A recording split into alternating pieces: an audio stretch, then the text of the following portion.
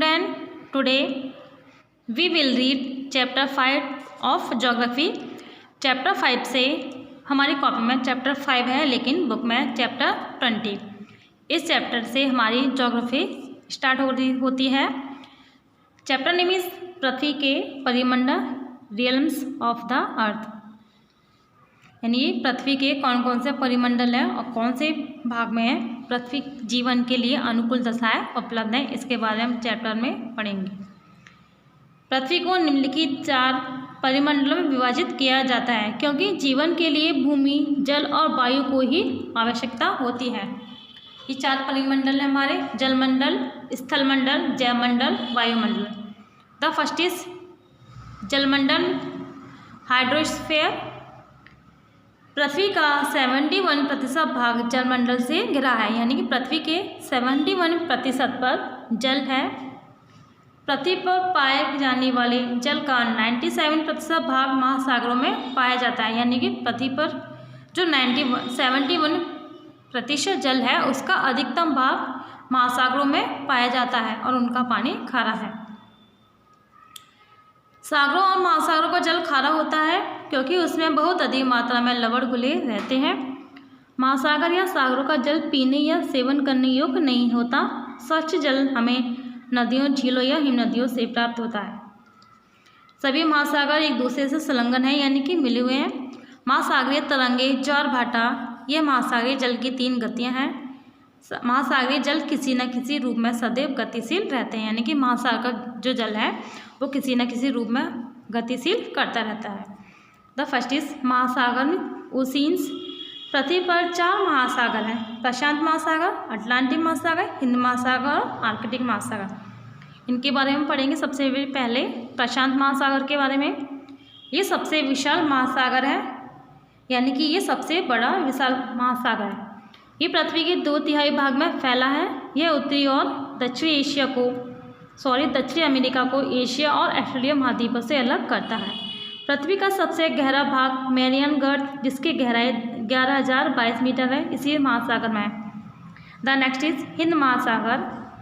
विश्व में केवल यही एक ऐसा महासागर है जिसका नाम किसी देश अर्थात भारत पर रखा गया है, यानी कि हिंद महासागर का नाम भारत के नाम पर रखा गया है, हिंद महासागर।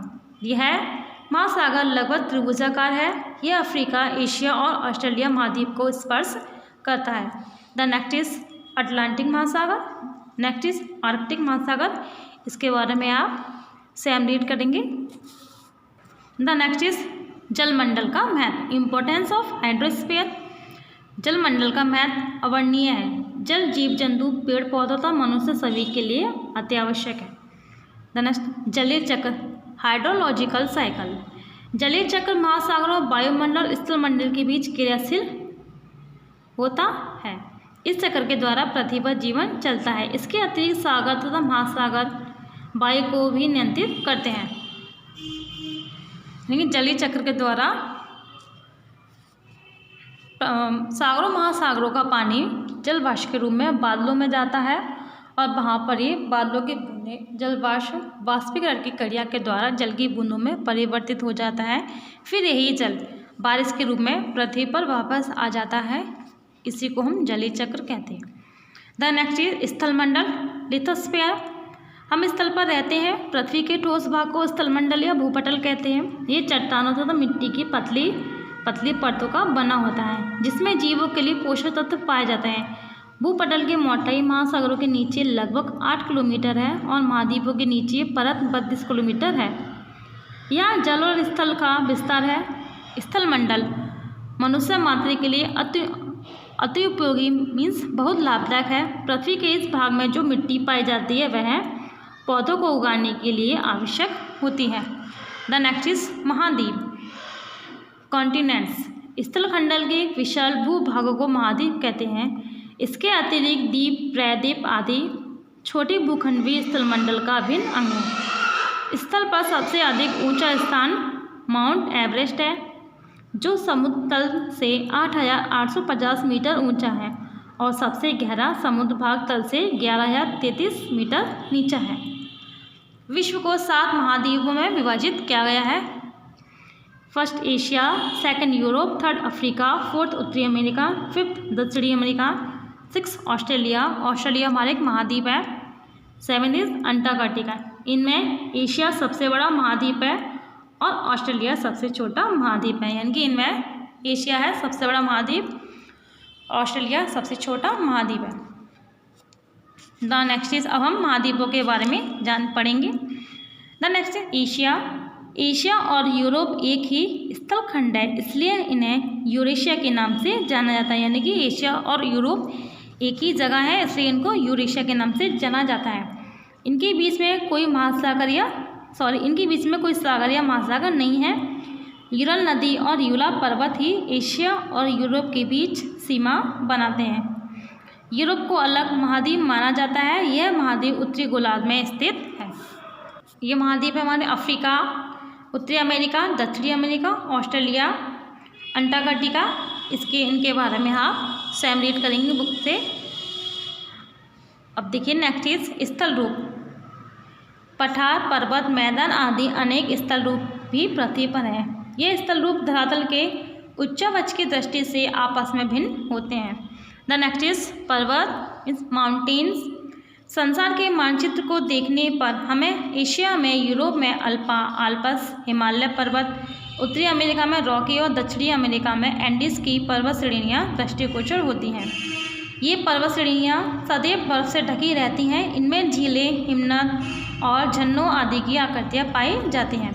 लाखों वर्षों तक पृथ्वी के अंदर होने वाली हलचलों से पर्वत की उत्पत्ति होती है, यानी कि पर्वत कैसे बनते हैं, पृथ्वी के अंदर कुछ हलचलें होती हैं जिससे कहीं की स्थल रूप खिसक जाता है व सिकुड़ जाता है, इससे हमारे पर्वत बनते हैं।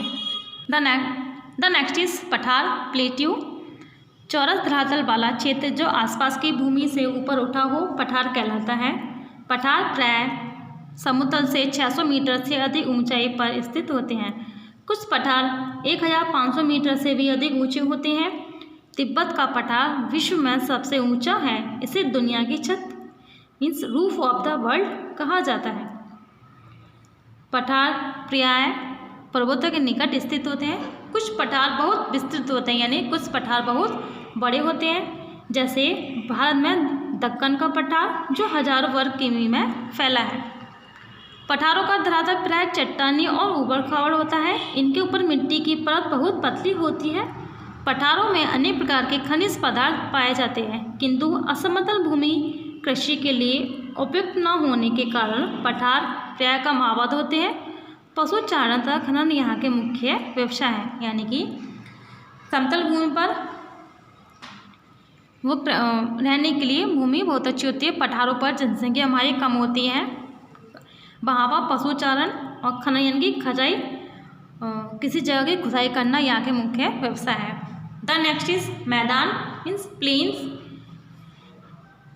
प्राय चौरस सतह वाली भूमि जिसके ऊंचे और नीचे भाग के मध्य मामूली सा अंतर होता है मैदान कहलाते हैं। इसलिए कहा जाता है कि मैदान में निम्न उच्चावच होता है। उत्पत्ति, स्थिति और रचना की दृष्टि से मैदान अनेक प्रकार के होते हैं। समुद्री तट के पास वाले मैदान जो कभी जलमग्न रहे थे समुद्री मैदान कहलाते हैं। अधिकांश मैदान जलोढ़ हैं जो नदियों द्वारा लाई गई मिट्टी से निर्मित होते हैं। उर्वर होने के कारण ये कृषि के लिए बहुत उपयुक्त होते हैं। भारत में विशाल उत्तरी मैदान, चीन में हांगू मैदान तथा मिस्र में नील नदी का डेल्टाई मैदान ऐसे ही जलोढ़ मैदानों के उदाहरण हैं। द नेक्स्ट इज जैवमंडल मीन्स बायोस्फीयर। पृथ्वी पर जहाँ जीवन पाया जाता है उसे जैवमंडल कहते हैं। यह एक महत्वपूर्ण परिमंडल है। पृथ्वी के धरातल पर जैवमंडल एक सूक्ष्म पेटी के रूप में फैला है। यहाँ पर स्थलमंडल, जलमंडल और वायुमंडल परस्पर मिलते हैं। यहाँ पर जीवन के लिए अनुकूल दशाएं मिलती हैं, इसलिए यहाँ सभी प्रकार के प्राणी, जीव जंतु और पेड़ पौधे पाए जाते हैं। जैवमंडल पर हमारी जीवन के लिए अनुकूल दशाएं उपलब्ध हैं, इसलिए जीव जंतु, पेड़ पौधे सब चीज़ें हमारी जैवमंडल में ही पाई जाती हैं। जैवमंडल के सभी जीवधारियों को 2 भागों में बांटा गया है। पहला प्राणी जगत, दूसरा वनस्पति जगत। एक उल्लेखनीय तथ्य है कि प्राणी जगत और वनस्पति जगत की सभी प्रजातियां परस्पर आश्रित हैं, यानी कि प्राणी जगत और वनस्पति जगत की सभी प्रजातियां एक दूसरे पर निर्भर हैं।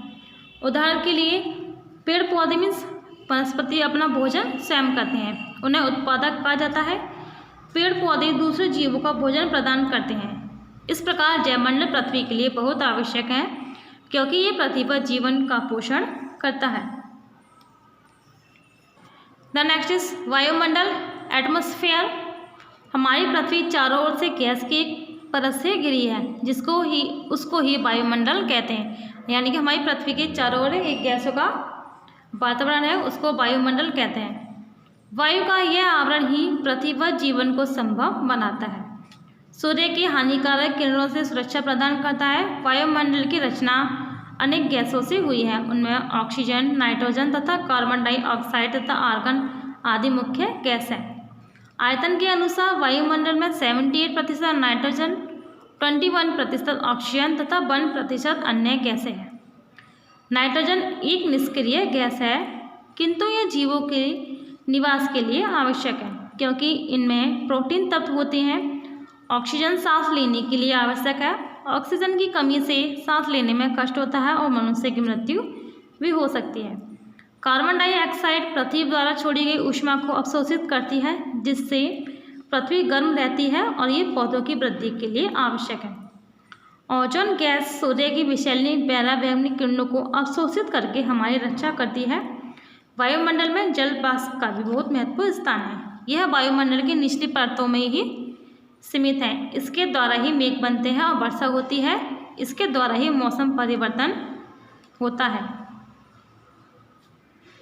द नेक्स्ट इज वैश्विक ऊष्मन मीन्स ग्लोबल वार्मिंग। वैश्विक ऊष्मन का अभिप्राय विश्व स्तर पर औसत तापमान में वृद्धि होने से है। विगत शताब्दी 0.3 डिग्री में सेल्सियस ग्रेड से 0.8 डिग्री सेल्सियस ग्रेड तापमान में वृद्धि हुई। अधिकांश वैज्ञानिकों के अनुसार यह वृद्धि मानवीय क्रियाकलापों से हुई, जिनके कारण पृथ्वी के प्राकृतिक हरित गृह प्रभाव में वृद्धि हुई। हरित गृह प्रभाव पृथ्वी का तापमान को गर्म रखता है, किंतु इस प्रभाव में वृद्धि होने पर तापमान इतने अधिक बढ़ गई है कि ध्रुवीय हिम पिघलने लगी है। द नेक्स्ट इज पर्यावरण के संरक्षण के उपाय। फर्स्ट इज वृक्षारोपण के द्वारा वन विनाश की पूर्ति की जा सकती है। नेक्स्ट इज वनों की अंधाधुंध कटाई को रोकना चाहिए। थर्ड इज वायु प्रदूषण को रोकने के लिए कारखानों और वाहनों से होने वाले प्रदूषण को रोकना चाहिए। द नेक्स्ट इज कृषि की दोषपूर्ण प्रवृत्ति को बदलना चाहिए। Chapter is finish. I hope you all are understand this chapter and thank you.